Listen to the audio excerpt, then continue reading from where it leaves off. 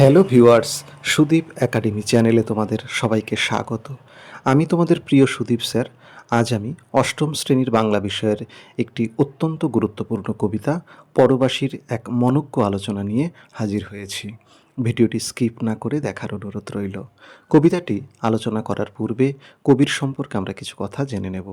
কবি বিষ্ণু দে জন্মগ্রহণ করেন 18ই জুলাই 1909 খ্রিস্টাব্দে কলকাতায়। 1927 খ্রিস্টাব্দে ম্যাট্রিকুলেশন ও 1930 খ্রিস্টাব্দে ইন্টারমিডিয়েট পরীক্ষায় প্রথম বিভাগে উত্তীর্ণ হন। সেন্ট পলস কলেজ থেকে ইংরাজি সাহিত্যে স্বর্ণপদক পেয়ে বিএ পাশ করেন। এরপর কলিকাতা বিশ্ববিদ্যালয় থেকে 1934 খ্রিস্টাব্দে এবি পাশ করেন।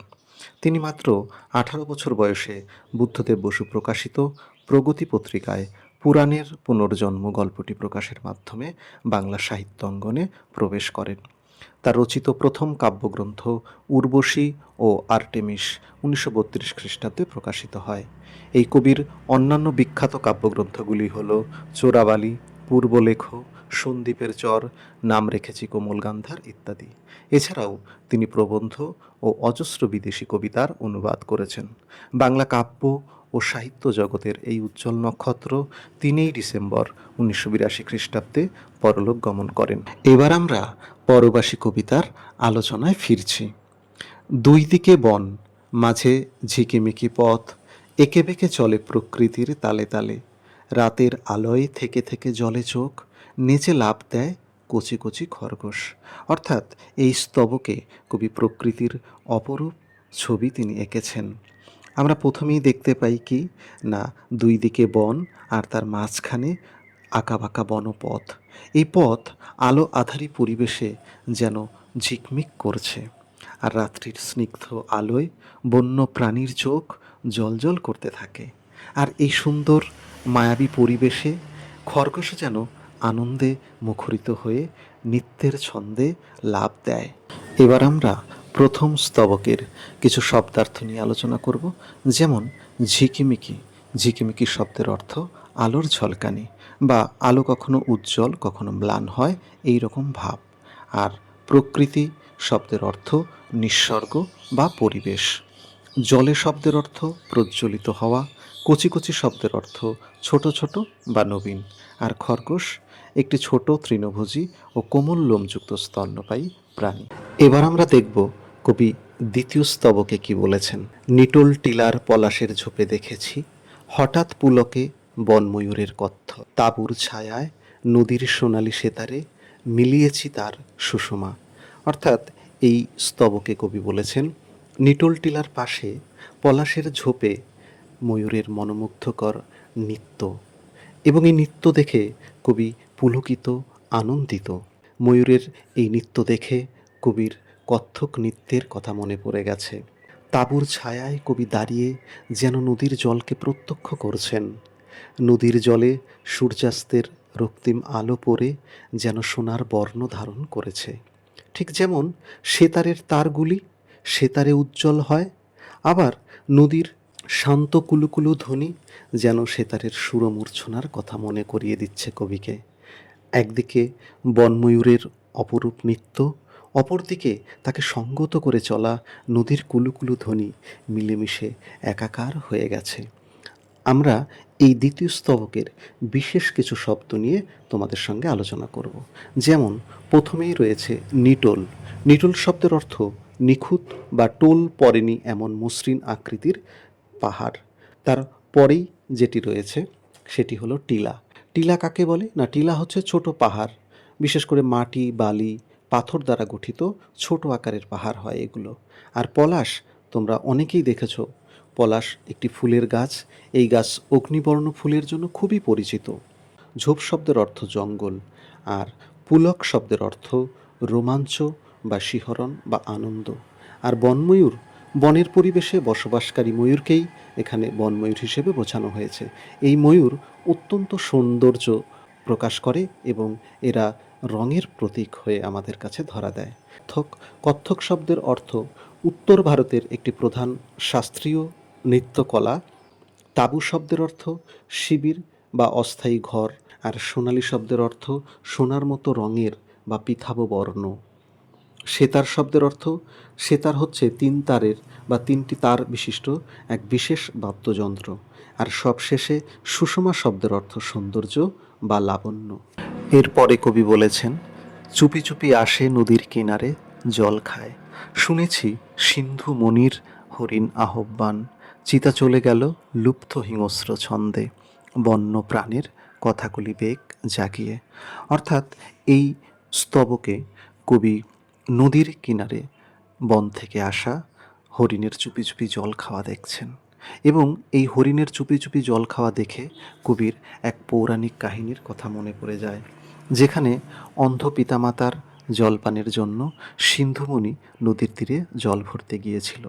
আর ঠিক সেই সময় রাজা দশরথ তার শব্দভেদী বাণ ছুড়লেন। রাজা দশরথের শব্দভেদী বাণে সিন্ধুমণি বিদ্ধ হন এবং তার মৃত্যু হয়। অর্থাৎ এই অত্যন্ত দুঃখজনক কাহিনীর কথা কবির মনে পড়ে যায়। কবি তারপরে দেখছেন চিতাবাঘকে। চিতাবাঘ চলছে, তার চলা কেমন না, তার চলা লোভী এবং হিংস্র। আর এই চিতাবাঘের চলা কবি কথাকলি নৃত্যের সঙ্গে তুলনা করেছেন। আমরা এবার এই ৩ নম্বর স্তবকে যে বিশেষ শব্দ রয়েছে সেই শব্দগুলি সম্পর্কে তোমাদের সাথে একটু আলোচনা করব। যেমন সিন্ধুমণি। সিন্ধুমণি হলেন রামায়ণ কাহিনীর অন্তর্গত অন্ধমণি বা ঋষির পুত্র, যিনি শ্রবণ কুমার নামেও পরিচিত ছিল। তারপরে রয়েছে আহ্বান। আহ্বান শব্দের অর্থ কোনো কিছু করার জন্য ডাকা বা আমন্ত্রণ জানানো। তারপরে চিতা। চিতা হচ্ছে হলুদ রঙের কালো ছোপযুক্ত বাঘ, যাদের গতি অত্যন্ত বেশি হয়। তারপরে রয়েছে লুব্ধ। লুব্ধ শব্দের অর্থ লোভী বা লালসা। আর হিংস্র শব্দের অর্থ হিংসাপরায়ণ বা নিষ্ঠুর। আর ছন্দে মানে তালে বা লয় বা প্রবৃত্তি। আর বন্য শব্দের অর্থ বুনো বা জংলি। আর কথাকলি হচ্ছে কেরলের একটি নৃত্যশৈলী। এই ছিল আমাদের তৃতীয় স্তবকের বিশেষ কিছু শব্দ। কোথায় সে বন, বসতিও কই বসেনি, শুধু প্রান্তর শুকনো হাওয়ার হাহাকার, জঙ্গল সাফ, গ্রাম মরে গেছে, শহরের পত্তন নেই, ময়ূর মরেছে বন্যে। অর্থাৎ এখানে দেখা যাচ্ছে কবি বন এবং বসতিকে দেখতে পাচ্ছেন না। বন স্বদেশ থেকে হারিয়ে গেছে, অর্থাৎ যথেষ্টভাবে গাছ কাটা হয়েছে, বনকে নিধন করা হয়েছে। আর সেই সঙ্গে বসতিও উঠে গেছে, বসতি নতুন করে বসেনি। আর শুধুমাত্র পড়ে রয়েছে শুকনো প্রান্তর, প্রান্তর পড়ে রয়েছে। তারপরে কবি লিখছেন, কোথায় সে বন, বসতিও কই বসেনি, শুধু প্রান্তর শুকনো হাওয়ার হাহাকার, জঙ্গল সাফ, গ্রাম মরে গেছে, শহরের পত্তন নেই, ময়ূর মরেছে বন্যে। অর্থাৎ এখানে আমরা দেখি যে কবি বনকে খুঁজে পাচ্ছেন না, অর্থাৎ বন হারিয়ে গেছে। অর্থাৎ তার দেশ থেকে যেন বনভূমি কেটে ফেলা হয়েছে, আর নতুন করে কোনো বসতিকেও তিনি দেখছেন না। শুধু তিনি কি দেখছেন? শুধু দেখছেন শূন্য প্রান্তর, শূন্য প্রান্তরে শুকনো হাওয়ার আর্তনাদ। জঙ্গল পরিষ্কার করা হয়েছে, গ্রাম মরে গেছে, অর্থাৎ আর কোনো গ্রাম তৈরি হচ্ছে না, শহরেরও সৃষ্টি নেই। আর ময়ূর সৌন্দর্যের প্রতীক হয়ে মানুষের কাছে ধরা দিচ্ছে না। ময়ূর যেন মানুষের হিংসা এবং বিক্রয়যোগ্য পণ্যে পরিণত হয়ে মৃত্যুবরণ করছে। অর্থাৎ এই স্তবকে আমরা দেখছি মানুষের নিদারুণ লোভ লালসার শিকার হয়ে কি করে বন্য প্রাণ এবং সমস্ত বনভূমি আমাদের স্বদেশ থেকে বিলুপ্ত হয়ে গেছে, সেই কথাই কবি এই স্তবকে তুলে ধরেছেন। এই স্তবকের বিশেষ কিছু শব্দার্থ তোমাদের সাথে একটু শেয়ার করছি। যেমন বসতি শব্দের অর্থ বাস করা, প্রান্তর শব্দের অর্থ বহুদূর বিস্তৃত জনহীন শুষ্ক মাঠ, হাহাকার শব্দের অর্থ তীব্র শোক বা আর্তনাদ, জঙ্গল শব্দের অর্থ অরণ্য, পত্তন শব্দের অর্থ প্রতিষ্ঠা এবং সবশেষে পণ্য শব্দের অর্থ বিক্রয়যোগ্য বস্তু। কবিতার একদম শেষ স্তবকে কবি লিখছেন, কেন এই দেশে মানুষ মৌন অসহায়, কেন নদী গাছ পাহাড় এমন গৌণ, সারা দেশময় তাবু বয়ে কত ঘুরব, পরবাসী কবে নিজের বাসভূমি গড়বে। অর্থাৎ অন্তিম স্তবকে কবি দেশের মানুষের মৌনতা ও অসহায়তা নিয়ে প্রশ্ন তুলে বলেছেন, এই দেশে কেন অরণ্য, গাছ, পাহাড় এমন মূল্যহীন হয়ে পড়েছে? আর সমস্ত দেশে তাঁবু বয়ে বয়ে কবি আর কতদিন ঘুরবেন? তাই কবি চাইছেন নিজের দেশে পরবাসী না হয়ে থেকে নিজেই বাসভূমি গড়তে। অর্থাৎ এই কবিতার মধ্যে দিয়ে কবি আবার নতুন করে অরণ্য, অরণ্য প্রাণ এবং সেই মানুষের অকৃত্রিম ভালোবাসা, পরিবেশের সঙ্গে সহাবস্থান, এই সব কিছু ফিরে পেতে চাইছেন। কবি আবার পাঠক সমাজের কাছে আহ্বান জানাচ্ছেন তারা সবাই মিলে বন্য প্রাণ এবং বন্য প্রকৃতিকে যেন রক্ষা করে। এই আবেদন রেখেই কবি এই কবিতাটি শেষ করছেন। যাই হোক, কবিতার আলোচনা শেষ করলাম। কবিতার আলোচনা যদি তোমাদের ভালো লেগে থাকে তাহলে অবশ্যই লাইক দিও এবং বেশি বেশি করে বন্ধুদের মধ্যে শেয়ার করো। আর চ্যানেলে নতুন ভিজিট করে থাকলে চ্যানেলটি অবশ্যই সাবস্ক্রাইব করে পাশে থেকো।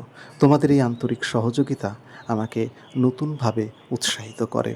দেখা হচ্ছে নতুন কোনো ভিডিওতে, নতুন কোনো বিষয়ে। ততক্ষণ তোমরা সবাই খুব ভালো থেকো, সুস্থ থেকো এবং পড়াশোনার মধ্যে থেকো। ধন্যবাদ।